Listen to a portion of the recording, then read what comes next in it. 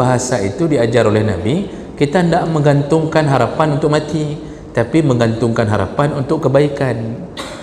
Maksudnya, ya Allah, terserah engkau. Kalau engkau menganggap aku lebih baik menyambung hidup dan aku bisa beramal saleh kembali, maka sembuhkanlah aku. Tapi kalau engkau melihat bahawa kematian adalah baik untukku, maka berikanlah kebaikan itu. Kita berdoa minta anak, tapi sampai hari ini belum diberi anak. Perkahwinan sudah sampai 7-8 tahun, belum diberi anak.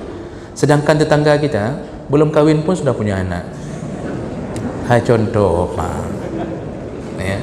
Kita sudah 7-8 tahun tak punya anak, tangan selalu terangkat, ya Allah berikanlah anak, ya Allah, ya Allah, tak diberi. Jangan fikir Allah zalim, tetap Allah tunaikan doa, karena Allah telah mengatakan. Assalamualaikum warahmatullahi wabarakatuh. Banyak sekali pertanyaan jamaah, Ustadz kasih kami channel untuk kajian anak-anak muda. Di antara anak muda berasal dari Aceh, luar biasa, channelnya Maulizul Akbar Nak. Tonton, subscribe, like, share, komen. Assalamualaikum warahmatullahi wabarakatuh.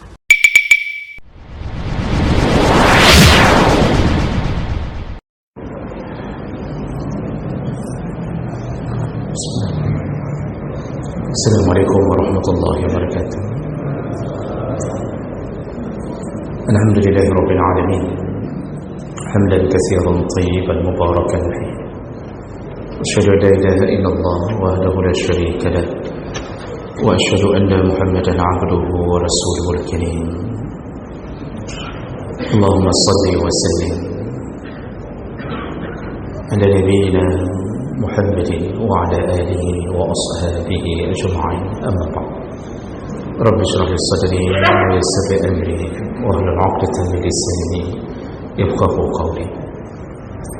Segala puji bagi Allah, kemudian salawat dan salam pada Rasulullah, pada keluarga dan seluruh sahabat-sahabatnya.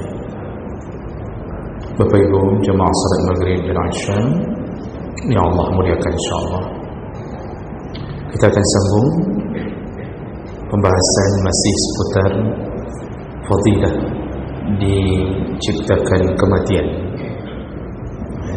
Dan di minggu yang lalu kita sudah membahas di antara keutamaan Allah menciptakan kematian untuk hamba, yaitu untuk mengistirahatkan hamba dari seluruh amal di dunia. Dan tentu yang dimaksud adalah hamba yang mukmin. Hamba mukmin istirahat dari lelahnya kehidupan dalam menjalankan amal saleh. Sedangkan hamba yang kafir, ahli maksiat, dia tidak istirahat, tapi orang-orang yang ditinggalkannya yang beristirahat dari kejahatannya, dari keburukan akhlaknya. Jadi kita ini kalau tidak diberi kematian, otomatis kita akan selalu ribuan tahun akan melakukan salat 5 waktu yang tiada ujungnya. Maka segala puji bagi Allah mengistirahatkan kita dari segala kewajiban dan amal-amal yang diminta oleh Allah SWT. Baik, kita lanjutkan fadilah berikutnya. Kenapa Allah menciptakan kematian untuk hamba? Yaitu Allah ingin membebaskan hamba dari sakitnya yang berkepanjangan. Nah, jemaah makan Allah Subhanahu wa taala. Sakit adalah sesuatu pemberian Allah. Dan itu kemungkinan besar sekali akan menimpa setiap hamba. Bahkan kekasih-kekasih Allah pun akan menerima rasa sakit pada tubuhnya. Rasulullah SAW mengalami sakit sampai harus dipapah karena sakit menjelang meninggalnya. Dan Rasulullah pernah berkata, kalau beliau demam merasakan panas, itu panasnya 2 kali lipat dibandingkan kalian, kata Rasulullah. Jadi bahkan kekasih-kekasih Allah pun diberi sakit. Sakit itu juga bahagian daripada kasih sayang Allah. Nah, ada orang yang diberi sakit oleh Allah berkepanjangan, terus menerus, bahkan berpindah dari satu sakit ke sakit yang lain, dan dia berobat tiada henti, tapi tak kunjung sembuh. Dan bahkan ada yang sudah terkapar di atas kasurnya, tak mampu menggerakkan tangan dan kakinya. Bahkan dia butuh bantuan istrinya untuk membalikkan badannya agar tidak melepuh di punggungnya. Dan saya pernah lihat orang yang stroke begitu, Pak, karena terlalu lama sehingga punggungnya panas karena terlalu lama di atas kasur. Jadi harus diletakkan daun pisang. Istrinya meletakkan daun pisang, lalu membalikkan suaminya, lalu menceboknya. Makanya bapa ketika sedang sehat, sayang-sayanglah istri. Karena ketika sedang sakit, yang pelihara kita adalah istri. Bahkan ibu kita pun tak sempat memelihara kita, karena punya ayah yang harus dipelihara. Maka istrilah yang paling setia. Maka setialah di masa sehat, istri akan setia di masa kita sakit. Tapi kalau kita tak setia pada istri di masa sehat, maka istri pun tak setia kepada kita di waktu sakit. Dia cebok-cebok, Pak, tapi ceboknya dengan alat dosmir mobil. Karena kita sering mendosmirnya di waktu kita sehat. Kita tendang sana, kita pukul, uang belanja kita kurangi. Makanya dicebok dengan alat dosmir mobil itu. Ini hukum timbal balik itu akan terjadi. Kata para ulama, kama tudinu tudan. Sebagaimana engkau memperlakukan orang lain, begitulah engkau mendapatkannya. Jadi hukum timbal balik ini, man la yarham la yurham. Siapa yang tidak sayang, tidak disayang. Makanya orang sakit itu butuh sekali bantuan orang, sangat butuh. Disitulah para suami kadang-kadang menyesali bahwa istri yang dicaci makinya ternyata dialah yang memeliharanya. Ada satu kejadian di kampung kami, Pak, di Banda Aceh. Itu ada suami yang sudah sakit stroke tahunan. Istrinya kerjanya untuk menghidupkan suami yang sudah tak mampu cari nafkah, sudah stroke tahunan. Istrinya yang cari nafkah, yaitu membuat batu bata. Karena daerah kampung kami sana di banyak pabrik batu bata. Jadi buat batu bata. Batu bata itu satu biji dihitung entah 100 rupiah gitu. Jadi sedikit sekali, tapi dia menghidupkan suaminya dengan cara itu. Dia tak minta cerai, dia tak apa-apa, dia hidupkan suaminya. Sudah bertahun-tahun, sudah lebih 10 tahun begitu keadaannya. Suami tidak bisa bangun, stroke. Lalu pada suatu hari kami mendengarkan panggilan pengumuman kematian dari menasah, dari masjid. Ternyata yang meninggal adalah istrinya, bukan suami yang stroke itu. Ini kisah nyata, bukan saya lihat di sinetron. Karena kami kenal orangnya. Yang meninggal itu istrinya. Suaminya yang stroke tidak meninggal. Jadi ketika keluarga melakukan takziah, suami yang berada di atas dipan itu terus terus-terusan berderai air mata. Setiap tamu yang datang, dia mengatakan, istriku di dalam surga, aku ridha kepadanya. Hai, dengan bahasa Aceh, tak perlu saya terjemahkan. Jadi suami itu terus-terusan dalam stroke-nya itu, dia walaupun bibirnya tak sempurna, tapi dia mengatakan long rida kedrone kerana tinggal long. Jadi siapa tamu datang dia sebutkan tentang isterinya, dia yang pelihara saya rida engkau dan engkau akan menjadi penduduk surga. Itu yang Allah berikan takdir kepadanya. Makanya sakit itu adalah sesuatu pemberian Allah yang kadang-kadang kita akan menahannya. Ada yang tidak stroke tapi tak sembuh-sembuh, itu sampai pasang cincin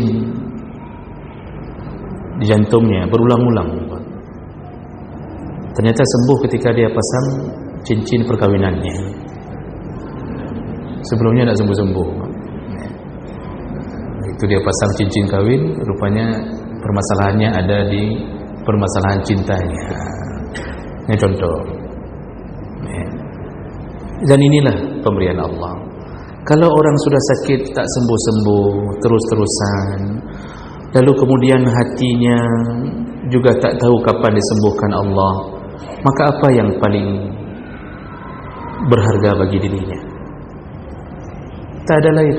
Harapan untuk hidup bisa bekerja tak mungkin, untuk kembali mendaftar PNS tak mungkin, dibuka P3K dia stroke, honorer pun tak bisa kerja, mau dia duduk di depan rumah untuk menahan sinar matahari pun tak bisa, cebok dicebokkan orang, kadang-kadang dipakaikan pampers, keluar kotorannya. Kalau sudah begitu sampai 10 tahun 15 tahun tak sembuh-sembuh, apa yang paling berharga bagi orang sakit? Tidak ada lain, kematianlah hadiah terbaik dari sisi Allah SWT. Makanya bagi mereka yang diberi ujian oleh Allah begitu, ketika datangnya mati, maka dia baru tahu begitu baiknya Allah memutuskan rasa sakitnya, menyelesaikan sakit yang berkepanjangan darinya. Maka mati itu diciptakan oleh Allah untuk menyelesaikan urusan-urusan hamba yang dia tak tahu bagaimana cara menyelesaikannya. Doktor sudah habis doktor, sudah habis doktor. Bahkan doktor yang periksa orang stroke ini sudah mati duluan daripada orang stroke. Tak kunjung sembuh. Di situlah kita baru bisa mendapatkan salah satu fadilah, keutamaan. Ternyata Allah ingin membebaskan kita dari yang sakit. Bahkan sebenarnya harapan itu pun bukan hanya membebaskan orang sakit, tapi mengistirahatkan orang yang memeliharanya. Bayangkan kalau tak mati-mati, mana isteri yang sanggup rawat suaminya 1000 tahun? Kalau tak mati-mati, sakit 1000 tahun, 2000 tahun. Ada isteri yang merawat suaminya 1000 tahun, 2000 tahun tak habis-habisnya, tak mau. Anak yang kita cintai pun tak mau mencebok ayah ibunya sampai 10,000 tahun kerana tak mati-mati. Jadi diistirahatkan oleh Allah orang yang merawat, walaupun mereka mungkin diselimuti dengan kesedihan, tetapi ada sedikit kelegaan. Mereka setelah dihantarkan jenazah, mungkin sesama mereka akan mengatakan, cukup long, capek sekali saya selama ini. Saya sudah 10 tahun di rumah sakit, atau saya 10 tahun di samping ranjangnya, tak berhenti-berhenti, keluar rumah tak bisa, semua tak bisa. Maka kematian adalah pemberian Allah yang paling baik. Nah, jemaah melakukan Allah, ada nasihat dari para ulama. Kalau kita sedang merasakan sakit sambil menunggu hadiah Allah yang bernama kematian itu datang, maka di saat itu disuruh perbanyak berhusnudzan kepada Allah. Dalam hadis riwayat Bukhari, Rasulullah mengatakan, kata Allah Subhanahu wa taala di hadis kursi, ana inda dhanni abdi, aku ini sesuai dengan prasangka hamba kepadaku. Makanya para ulama itu mengatakan, kalau sedang sakit, ar-raja itu harus lebih tinggi daripada khauf. Jadi perasaan berharap kepada Allah, perasaan tentang luasnya rahmat Allah, kasih sayang Allah, itu harus lebih tinggi daripada perasaan takut. kalau sedang sakit. Jadi orang sakit itu harus melambungkan perasaan engkau baik ya Allah, engkau beri aku sakit karena kebaikanmu ya Allah, engkau ingin masukkan aku ke surga, engkau ingin ampunkan aku dengan sakit ini ya Allah, ya.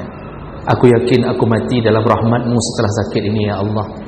Jadi raja mengharap surga, mengharap rahmat Allah itu harus lebih tinggi daripada menanam rasa takut kalau sedang sakit.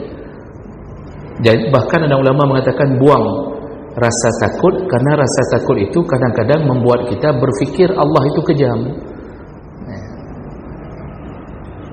Ini kalau kondisinya sedang sakit, Pak. Jadi ketika kita berfikir, ya Allah, mungkinkah aku masuk neraka? Sedangkan dosaku begini, sedangkan ini begini. Jadi terus membayang-bayanginya, sehingga dalam sakitnya dia memikirkan Allah itu maha kejam, Allah itu tak mengampunkan dosa, Allah itu tetap akan menunggu dia dalam keadaan sedang bersiap-siap menyiksanya. Nah, itu nanti jatuhnya kadang-kadang kepada perasaan bahwa Allah tak baik. Makanya kondisi orang sakit menahun itu tanamkan tinggi-tinggi ar-raja di atas khauf. Tapi kalau sebelum sakit,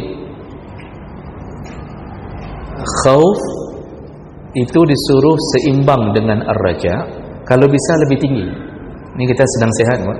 Rasa takut itu disuruh tanam seimbang dengan ar-raja, atau kalau bisa lebih tinggi, kata para ulama.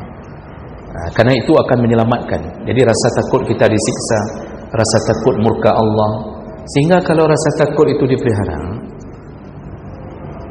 kita akan mencoba menghindar semampunya dari maksiat. Ini sama seperti kita dilarang berhusnudzan kepada orang yang sedang memberi piutang kepada kita. Itu dilarang berhusnudzan. Ini ada orang kasih utang, kita sebagai orang berutang itu tidak boleh berhusnudzan dengan merasa bahwa itu orangnya baik, dia kaya, baik, tak mungkinlah dia enggak memaafkan hutangnya, pasti dia maafkan. Kalau kita nak bayar kayaknya tak apa-apa lah, karena orang juga datang soleh kali orangnya, nak apa-apa lah kalau kita nak bayar. Itu dilarang berhusnudzan pada orang yang memberi piutang. Yang disuruh tanam apa? Rasa takut kalau tak bayar hutang, nanti bayarnya di akhirat, habis amal kita. Salat 5 waktu dihabiskan hanya untuk bayar hutang. Itu yang disuruh tanam tinggi-tinggi. Maka ketika hidup, rasa takut itu membuat selamat. Tapi ketika sakit, ada rasa takut, tapi tutup dengan perbanyak melakukan atau mengeluarkan sifat ar-raja, yaitu bermohon rahmat Allah. Karena Nabi banyak sekali hadis yang disebutkan tentang rahmat Allah itu melebihi kemurkaannya. Kata Allah, inna rahmati wasi'at kullasyai, rahmatku meliputi apapun. Nanti dalam hadis qudsi disebutkan, rahmatku sabaqat ghadabi, rahmatku melebihi di atas kemurkaanku.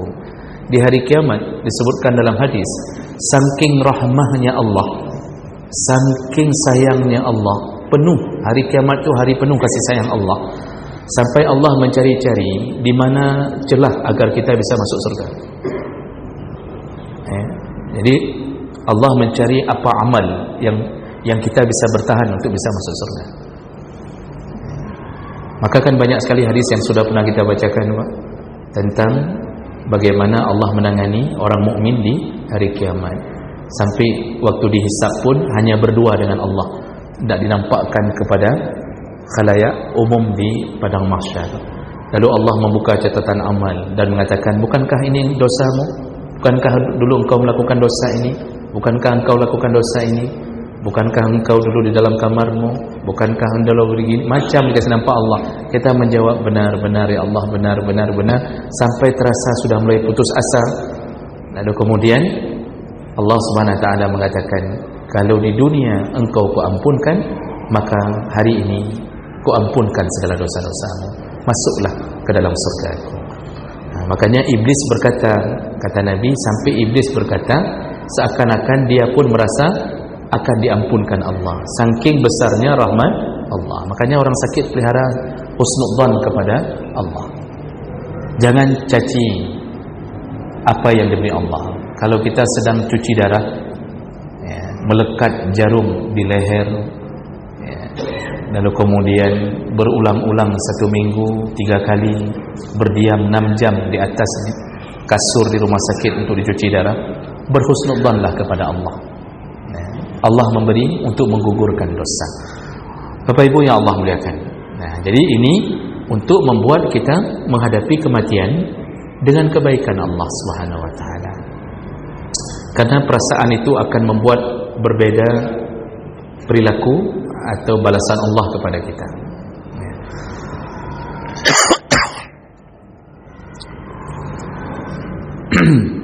Berikutnya, kalau seseorang sudah sakit menahun dan dia menunggu-nunggu kematiannya, seperti yang kita sebutkan tadi, itu harapannya. Tapi ada sesuatu yang dilarang, yaitu dilarang untuk mengharapkan kematian segera datang. Itu dilarang. Jadi kalau orang sedang sakit, sudah sakit 7 tahun, 8 tahun, tak boleh terucap di mulut, ya Allah nampak mati hidung ke dia, ya Allah matikan saja saya. Tak boleh. Dilarang berharap kematian itu datang, karena itu akan menunjukkan bahawa kita mulai putus asa dengan rahmat Allah, dan kita mulai merasa bahawa Allah sudah tak sayang lagi kepada kita. Padahal ciri-ciri Allah sayang malah diberi sakit. Kalau tidak pernah diberi sakit, hati-hati juga Bapak Ibu. Kita hidup sehat selalu, asam urat pun tak pernah, mencingklet saja tak pernah, mencingklet tak bisa jalan, tak pernah. Itu hati-hati juga kalau sudah sangat sehat. Tapi amal kita tak bertambah, malah maksiat kita aman. Itu hati-hati. Karena sakit bahagian daripada teguran Allah, kasih sayang Allah. Itu sakit. Dan bisa-bisa kita jatuh ke dalam istidraj. Diamankan Allah dari sakit, tapi kita terus bermaksiat dan tak pernah merasa ditegur. Tapi orang yang sudah diberi sakit menahun, itu dilarang untuk bermohon kematian, karena itu menunjukkan putus asa. Nabi Ya'qub mengatakan kepada anak-anaknya setelah kehilangan Yusuf dan ditambah Bunyamin yang ditahan di Mesir oleh Nabi Yusuf sendiri, 2 anak tercinta dari satu mama itu hilang. Setelah 20 tahun berpisah dengan Nabi Yusuf ditambah Bunyamin, bagaimana sedihnya Ya'qub. Tapi Ya'qub mengatakan kepada anak-anaknya yang membuang Yusuf dulu ke sumur, apa katanya? Wala tayasu mir rauhillah, janganlah kalian putus asa dengan rahmat Allah. Bayangkan husnudzannya Nabi Ya'qub kepada Allah Subhanahu wa taala, dengan begitu banyak cobaan sampai matanya buta karena terlalu banyak berurai air mata mengingat nasib Yusuf. 20 tahun hilang, 20 tahun. Dan ini sesuatu cobaan yang hebat. Ada salah satu penduduk Maroko, boleh dicek di Google atau di YouTube. Ada salah satu penduduk Maroko ketika umrah kehilangan anaknya. Dia bawa anak kecil. Jadi di area, entah di area Masjidil Haram, anaknya lepas, dan karena terlalu ramai hilang. Hilang tak ketemu-ketemu, diumumkan di pengumuman tak dapat, semuanya tak dapat. Akhirnya sampai dia pulang ke Maroko, itu tak ditemukan anaknya. Terpisah sampai 23 atau 32 tahun, lupa saya, antara 23 atau 32 tahun terpisah, tak ketemu anaknya. Sampai pada satu hari di televisi di Arab Saudi itu disiarkan tentang wawancara terhadap anak ini yang sudah besar, sudah 23 tahun berikutnya sudah besar, dan dia diberitahukan oleh yang penemunya, kebetulan yang menemukannya orang baik. Ya, jadi dia diwawancarai dan dia mengatakan bahwa dia kehilangan, dia tak tahu sampai hari ini di mana ayahnya, siapa ayahnya, karena hilangnya waktu kecil. Ternyata ditonton oleh salah satu keluarga darinya di Maroko. Disitulah pertemuan terjadi. Bayangkan mana cobaan Allah, hilang anak 32 tahun. Hilang jabatan saja, walaupun sudah 2 periode, menyedihkan. Sampai harus memasang anak yang lain kan. Bagaimana dengan kehilangan anak langsung, Pak? Nah, jemaah mulakan Allah Subhanahu wa taala.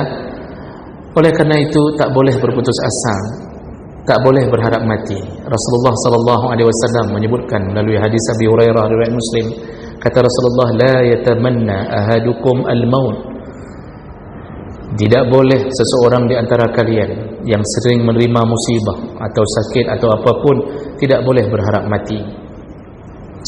Wala yad'u bihi min qabli ayatihi. Jangan engkau berdoa untuk berharap mati sebelum kematian itu datang pada waktunya. Tidak boleh. Walaupun kematian itu akan memutuskan penderitaan kita, tapi biarlah dia datang sesuai dengan waktunya. Dan ini juga disebutkan dalam hadis dari Anas bin Malik radhiyallahu anhu riwayat Bukhari Muslim, anna Rasulullah sallallahu alaihi wasallam qala, Rasulullah berkata, la yatamannaina ahadukum al-maut.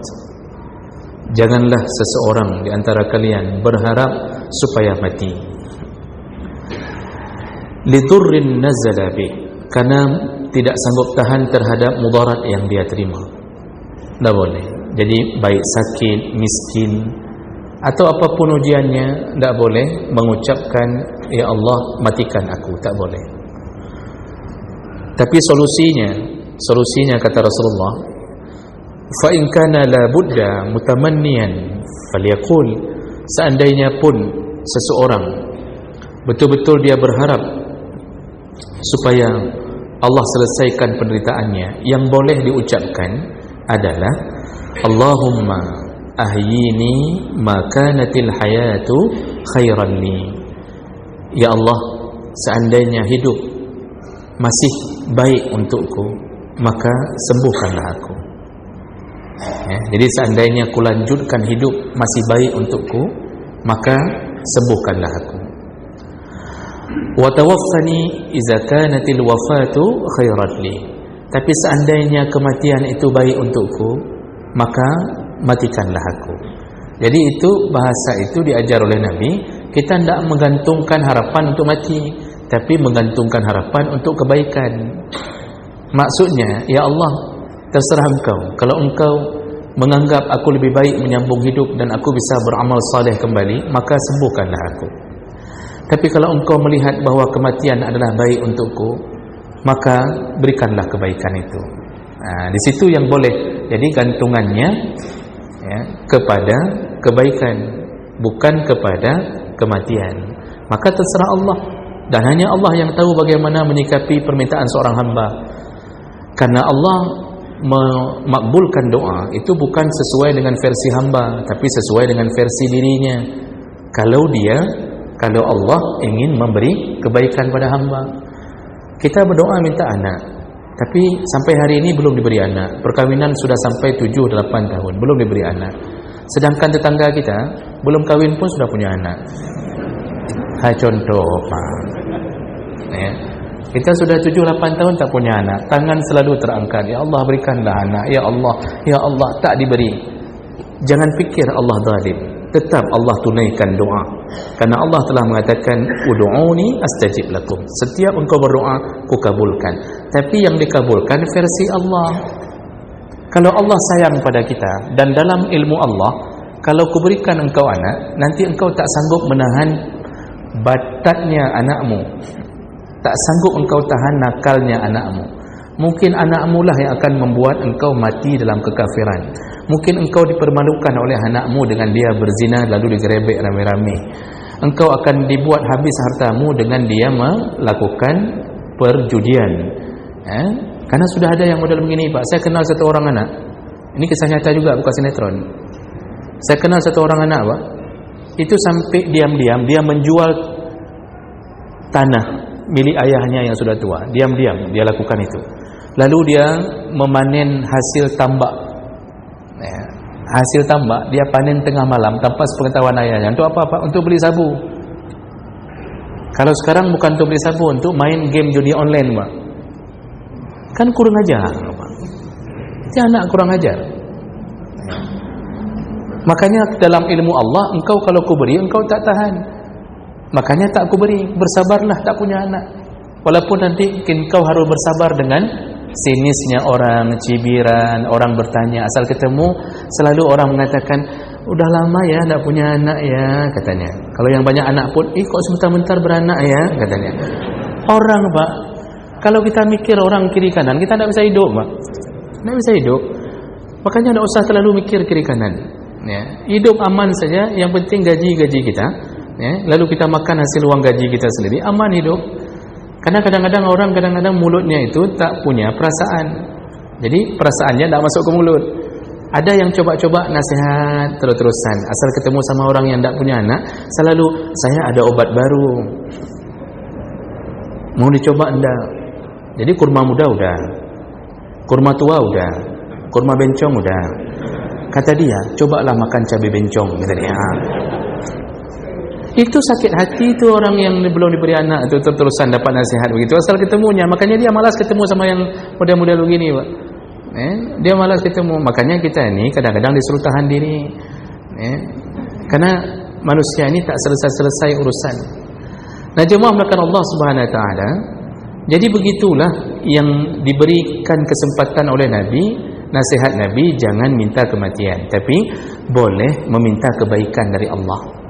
Biarkan Allah yang menentukannya. Dulu sahabat, yaitu Khabbab bin Arad. Kalau bapak baca kisahnya, Masya Allah, ini sahabat ini, beliau ketika diketahui keislamannya oleh majikannya, ini budak nih, sama melebihi nasibnya daripada Bilal bin Rabah. Bilal bin Rabah dijemur, lalu batu yang sudah sangat panas di tengah padang pasir diletakkan di atas tubuhnya untuk membuat kulitnya terpanaskan. Ini Khabbab begitu ketahuan, Pak, dibakar, dipanggang, dibakar, dan api membakarannya itu padam karena keluar minyak dari kulit Khabbab bin Arad.